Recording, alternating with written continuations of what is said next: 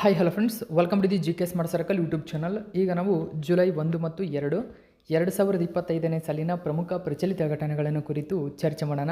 ನಿಮಗೆಲ್ಲ ಗೊತ್ತಿರಲಿ, ಪ್ರತಿದಿನ ನಾನು ಕನ್ನಡದ ಪ್ರಜಾವಾಣಿ ಸೇರಿದಂತೆ ಕನ್ನಡದ ಇತರ ಎಲ್ಲ ನ್ಯೂಸ್ ಪೇಪರ್ಗಳು, ಇಂಗ್ಲೀಷ್ನ ದಿ ಹಿಂದೂ ಮತ್ತು ಇಂಗ್ಲೀಷ್ನ ಇತರ ಎಲ್ಲ ನ್ಯೂಸ್ ಪೇಪರ್ಗಳ ಜೊತೆಗೆ ಕೇಂದ್ರ ಸರ್ಕಾರ ಪ್ರತಿದಿನ ಅಪ್ಡೇಟ್ ಮಾಡ್ತಕ್ಕಂಥ PIB ನ್ಯೂಸ್ ಪೇಪರ್ಗಳ ಪ್ರಮುಖ ಪ್ರಚಲಿತ ಘಟನೆಗಳನ್ನು ನಿಮ್ಮ ಮುಂದೆ ತರ್ತಾ ಇರ್ತೀನಿ. ಹಾಗಾದರೆ ಇವತ್ತಿನ ಕ್ವಶ್ಚನ್ ನಂಬರ್ 1 ಏನಿದೆ ಅಂತ ನೋಡೋಣ ಬನ್ನಿ. ನೋಡಿ, 88ನೇ ಅಖಿಲ ಭಾರತ ಕನ್ನಡ ಸಾಹಿತ್ಯ ಸಮ್ಮೇಳನದ ಸರ್ವಾಧ್ಯಕ್ಷರಾಗಿ ಇತ್ತೀಚೆಗೆ ಕೆಳಗಿನ ಯಾರು ಆಯ್ಕೆಯಾಗಿದ್ದಾರೆ? ಸರಿಯಾದಂಥ ಉತ್ತರ ಬಾನು ಮುಸ್ತಾಕ್. ಇದಕ್ಕೆ ಸರಿಯಾಗಿರ್ತಕ್ಕಂಥ ಉತ್ತರವಾಗಿದೆ. ಸೊ ನೋಡಿ, ವಿವರಣೆ ನೀವೇ ನೋಡ್ಕೊಳ್ಳಿ, ಯಾಕಂದರೆ ಟೈಮ್ ಇಲ್ಲ, ಆ ಕಾರಣಕ್ಕಾಗಿ ವಿವರಣೆ ನೀವೇ ನೋಡ್ಕೊಳ್ಳಿ. ಕ್ವಶನ್ ಮಾತ್ರ ಮತ್ತು ಆನ್ಸರ್ ಮಾತ್ರ ಹೇಳ್ತಾ ಹೋಗ್ತಾ ಇರ್ತೀನಿ. ಸೊ PDF ಅಲ್ಲಿ ಸಂಪೂರ್ಣ ಮಾಹಿತಿಯನ್ನು ನಾನು ಕೊಡ್ತಾ ಹೋಗ್ತೇನೆ. ಸೊ ಅದಕ್ಕೆ ಸಂಬಂಧಪಟ್ಟಂತಹ ಮಾಹಿತಿ ನೀವು ಗಮನಿಸಬಹುದು. ಸೊ ಇದರೊಂದಿಗೆ ಇವರು ಈ ವರ್ಷ ಆರ್ಟ್ ಲ್ಯಾಂಪ್ ಎಂಬತಕ್ಕಂಥ ಒಂದು ಕೃತಿಗೆ ಪ್ರಶಸ್ತಿ ಕೂಡ ಲಭಿಸಿತ್ತು. ಇದು ಕೂಡ ನೀವು ಕೊಟ್ಟಿದ್ದೀನಿ, ಗಮನಿಸಬಹುದು ಇದನ್ನು. ಓಕೆ, ಬೂಕರ್ ಪ್ರಶಸ್ತಿ. ಓಕೆ, ಇನ್ನು ಎರಡನೇ ಕ್ವಶನ್ ಏನಿದೆ ಅಂತ ನಾವು ನೋಡೋಣ ಬನ್ನಿ.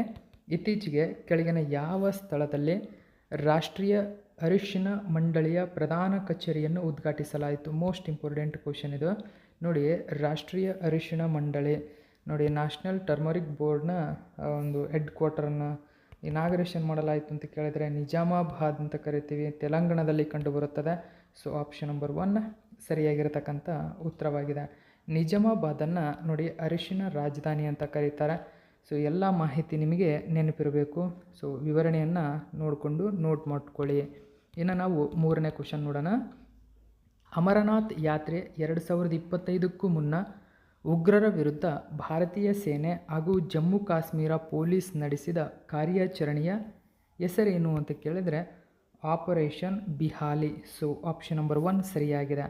ಏನಿದು ಆಪರೇಷನ್ ಬಿಹಾಲಿ ಅಂತ ನಿಮಗೀಗ ಗೊತ್ತಾಗಿದೆ. ಸೊ ಇಲ್ಲಿ ಒಂದು ವಿವರಣೆಯನ್ನು ನೀವು ಗಮನಿಸಬಹುದು.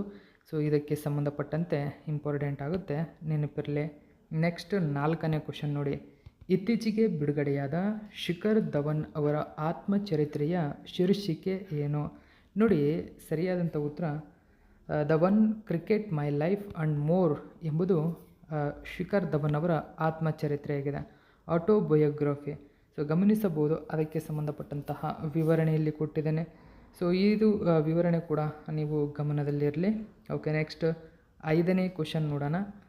ಯೋನಾಸ್ ನೇತೃತ್ವದ ಮಧ್ಯಂತರ ಸರ್ಕಾರವನ್ನು ಗುರುತಿಸಲು ಬಾಂಗ್ಲಾದೇಶವು ಕೆಳಗಿನ ಯಾವ ದಿನವನ್ನು ಹೊಸ ಬಾಂಗ್ಲಾ ದಿನವನ್ನಾಗಿ ಘೋಷಣೆ ಮಾಡಿತು? ಜೊತೆಗೆ ಆಗಸ್ಟ್ 5 ಜುಲೈ ದಂಗೆ ದಿನ ಎಂದು ಹೆಸರಿಸಲಾಗಿದೆ. ಸರಿಯಾದಂಥ ಉತ್ತರ ಆಗಸ್ಟ್ 8. ನೋಡಿ, ಆಗಸ್ಟ್ 8 ಇನ್ನು ಮುಂದೆ ಹೊಸ ಬಾಂಗ್ಲಾ ದಿನ. ಓಕೆ, ಬಾಂಗ್ಲಾದೇಶ ಹೊಸದಾಗಿ ತನ್ನ ದಿನವನ್ನಾಗಿ ಆಚರಣೆ ಮಾಡುತ್ತದೆ. ಈ ದಿನದ ಉದ್ದೇಶವೇನು? ಯೋನಾಸ್ ನೇತೃತ್ವದ ಮಧ್ಯಂತರ ಸರ್ಕಾರ ಏನು ಬಂತು, ಆ ಸರ್ಕಾರದ ನೆನಪಿಗಾಗಿ ಇದನ್ನು ಗುರುತಿಸಲಾಗಿದೆ. ಓಕೆ, ಸೊ ಈ ಎಲ್ಲ ಮಾಹಿತಿ ನಿಮಗೆ ನೆನಪಿರಬೇಕು. ನೊಬೆಲ್ ಪ್ರಶಸ್ತಿ ವಿಜೇತರಾಗಿರ್ತಕ್ಕಂಥ ಮೊಹಮ್ಮದ್ ಯೋನಾಸ್ ನೇತೃತ್ವದಲ್ಲಿ ಮಧ್ಯಂತರ ಸರ್ಕಾರ ಅಲ್ಲಿ ಬಂದು ಪ್ರಮಾಣವಚನ ಸ್ವೀಕರಿಸಿದರು. ಆ ದಿನವನ್ನು ಇದೀಗ ಹೊಸ ಬಾಂಗ್ಲಾದೇಶ ದಿನ ಎಂದು ಘೋಷಣೆ ಮಾಡಲಾಗಿದೆ. ಸೊ ಇಲ್ಲೆಲ್ಲ ಗಮನಿಸಬಹುದು ಮಾಹಿತಿ.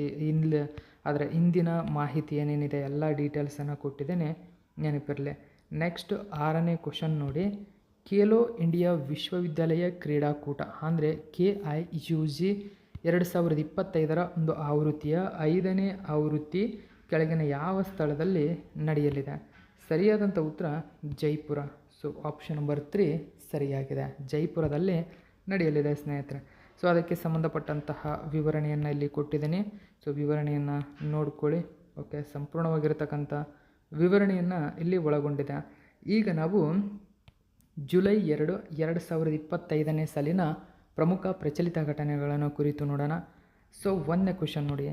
ಸಾಲ್ಖಾನ್ ಪಳೆಯುಳಿಕೆ ಉದ್ಯಾನವನವು ನೋಡಿ, ಸಾಲ್ಖಾನ್ ಪಳೆಯುಳಿಕೆ ಉದ್ಯಾನವನವು ಇತ್ತೀಚೆಗೆ ಯುನೆಸ್ಕೋದ ವಿಶ್ವ ಪರಂಪರೆಯ ತಾಣಗಳ ತಾತ್ಕಾಲಿಕ ಪಟ್ಟಿ ನೋಡಿ, ತಾತ್ಕಾಲಿಕ ಅಂದರೆ ಟೆಂಟೇಟಿವ್ ಲೀಸ್ಟಿಗೆ ಸ್ಥಾನ ಪಡೆದಿದೆ. ಹಾಗಾದರೆ ಈ ಸಾಲ್ಖಾನ್ ಪಳೆಯುಳಿಕೆ ಉದ್ಯಾನವನ ಭಾರತದಲ್ಲಿ ಕಂಡುಬರುತ್ತದೆ. ಮುಖ್ಯವಾಗಿ ಭಾರತದ ಯಾವ ಒಂದು ಸ್ಥಳದಲ್ಲಿದೆ ಅಂತ ಕೇಳಿದರೆ ಸೋನಭದ್ರ. ನೋಡಿ, ಮೋಸ್ಟ್ ಇಂಪಾರ್ಟೆಂಟ್ ಆಗುತ್ತೆ, ಸೋನಭದ್ರದಲ್ಲಿ ಕಂಡುಬರುತ್ತದೆ. ಸೋನಭದ್ರೆಯಲ್ಲಿ ಕಂಡುಬರುತ್ತೆ? ಉತ್ತರ ಪ್ರದೇಶದಲ್ಲಿ ಕಂಡುಬರುತ್ತದೆ. ಉತ್ತರ ಪ್ರದೇಶದಲ್ಲಿರುವ ಸೋನಭದ್ರದಲ್ಲಿ ಕಂಡುಬರ್ತಕ್ಕಂಥ ಈ ಸಲ್ಕಾನ್ ಪಳೆಯುಳಿಕೆ ಉದ್ಯಾನವನವನ್ನು ಇದೀಗ ಯುನೆಸ್ಕೋದ ತಾತ್ಕಾಲಿಕ ವಿಶ್ವ ಪರಂಪರೆಯ ಪಟ್ಟಿಗೆ ಸೇರ್ಪಡೆಗೊಳಿಸಲಾಗಿದೆ. ಸೊ ಇದು ನೆನಪಿರಲಿ ನಿಮಗೆ. ಸೊ ಸ್ಥಳದ ಬಗ್ಗೆ ಮಾಹಿತಿಯನ್ನು ಕೊಟ್ಟಿದ್ದೀನಿ, ಇದನ್ನೆಲ್ಲ ನೋಡ್ಕೊಳ್ಳಿ. ಸೊ ಎಷ್ಟು ಇಲ್ಲಿ ಯಾವ ಯುಗಕ್ಕೆ ಇದು ಸೇರ್ಪಡೆಗೊಂಡಿದೆ ಅಂತ ಕೇಳ್ತಾರೆ. ಸ್ಟೊಮೊಟೊಲೈಟ್ಗಳ ಯುಗಕ್ಕೆ. ಸೊ ಏನೇನಿದೆ ಇಲ್ಲೆಲ್ಲ, ಇಲ್ಲಿ ಏನೇನಿದೆ, ಪಾಚಿ ಪಳೆಯುಳಿಕೆ ಕಂಡುಬರುತ್ತದೆ ಅಂತ. ಅಂದರೆ ಅತಿ ಪುರಾತನ ಕಲ್ಲು ಬಂಡೆಗಳ ಒಂದು ಪಾಚಿ ಇಲ್ಲಿ ಕಂಡುಬರುತ್ತದೆ. ಎಲ್ಲ ಕೂಡ ನೆನಪಿರಲಿ. ನೆಕ್ಸ್ಟ್ 2ನೇ ಕ್ವಶನ್ ನೋಡಿ.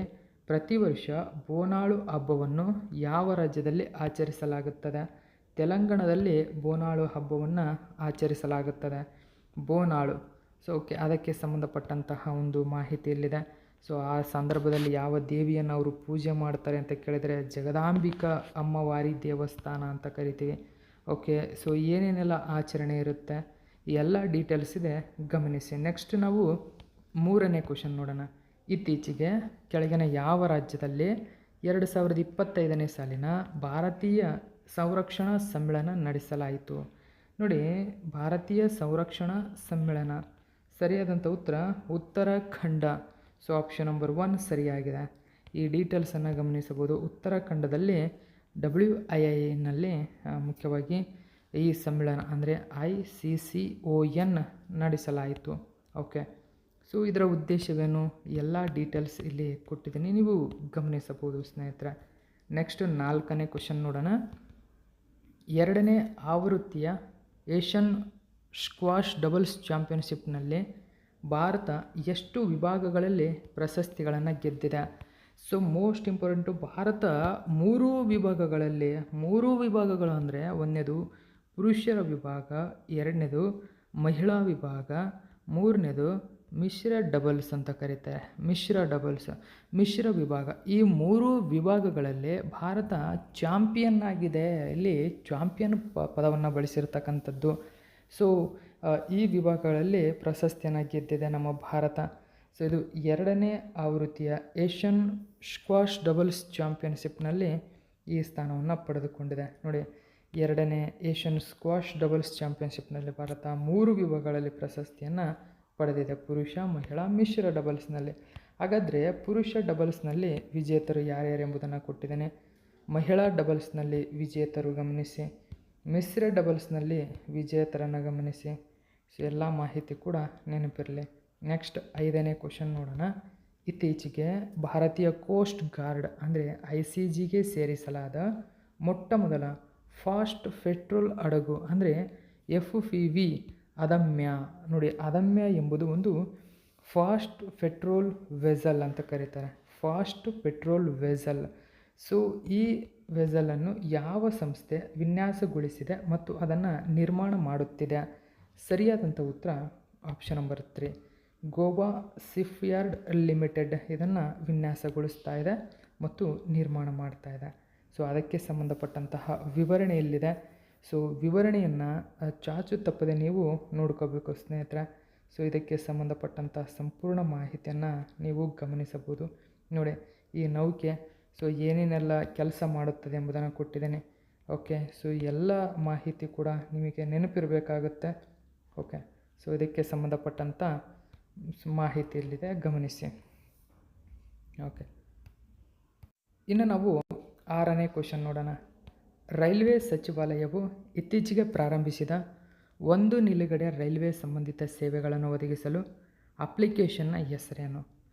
ರೈಲ್ 1 ಅಂತ ಕರೀತಾರೆ. ನೋಡಿ, ರೈಲ್ 1 ಅಂತ ಕರಿತೀವಿ. ಸೊ ರೈಲ್ 1 ಎಂಬುದು ರೈಲ್ವೆ ಸಚಿವಾಲಯ ಜಾರಿಗೆ ತಂದಿದೆ. ಇದು ಒಂದು ನಿಲುಗಡೆ ರೈಲ್ವೆ ಸಂಬಂಧಿತ ಸೇವೆಗಳನ್ನು ಒದಗಿಸುವ ಅತ್ಯಂತ ಪ್ರಮುಖ ಅಪ್ಲಿಕೇಶನ್ ಆಗಿದೆ. ಓಕೆ, ಸೊ ಇದಕ್ಕೆ ಸಂಬಂಧಪಟ್ಟಂಥ ಸಂಪೂರ್ಣ ವಿವರಣೆಯನ್ನು ನೀವಿಲ್ಲಿ ಗಮನಿಸಬಹುದು. ಸೊ ತೋರಿಸ್ತಾ ಇದ್ದೀನಿ. ಹಾಗಾದರೆ ಈ ರೈಲ್ 1ನ ಮುಖ್ಯ ಕಾರ್ಯವೇನು? ನೋಡಿ, ರೈಲ್ 1 ಟಿಕೆಟ್ ಬುಕ್ಕಿಂಗ್ ಆಗಿರ್ಬೋದು, ನೈಜ ಸಮಯದ ಟ್ರ್ಯಾಕ್ ಮಾಡಲಿಕ್ಕೆ, ಸೊ ನಮ್ಮ ಫುಡ್ ಆರ್ಡರ್ ಮಾಡಲಿಕ್ಕೆ, ಪ್ಯಾಸೆಂಜರ್ ನೇಮ್ ರೆಕಾರ್ಡ್ ಮಾಡಲಿಕ್ಕೆ, ಸೊ ಅವರ ಸ್ಥಿತಿ ಮತ್ತು ಅವರ ಒಂದು ರಿಟರ್ನ್ ಆಗಿರ್ಬೋದು, ಪೋರ್ಟಲ್ ಬುಕ್ಕಿಂಗ್ ಆಗಿರ್ಬೋದು, ಸೊ ಕೊನೆಯ ಮೈಲಿ ಅಂದರೆ ಎಲ್ಲಿದ್ದೀವಿ ಅಂತಕ್ಕಂಥ ಮಾಹಿತಿ ತಿಳಿಸಲು ಎಲ್ಲದಕ್ಕೂ ಕೂಡ ಇದು ಸಹಾಯ ಮಾಡುತ್ತದೆ. ಓಕೆ, ಇದು ಜುಲೈ 1 ಮತ್ತು 2ನೇ ತಾರೀಕಿನ ಪ್ರಮುಖ ಪ್ರಚಲಿತ ಘಟನೆ. ಉಳಿದಂಥ ಮಾಹಿತಿಯನ್ನು ಆದಷ್ಟು ಬೇಗ ನಿಮ್ಮ ಮುಂದೆ ತರ್ತೀನಿ. Thank you so much for watching my video friends.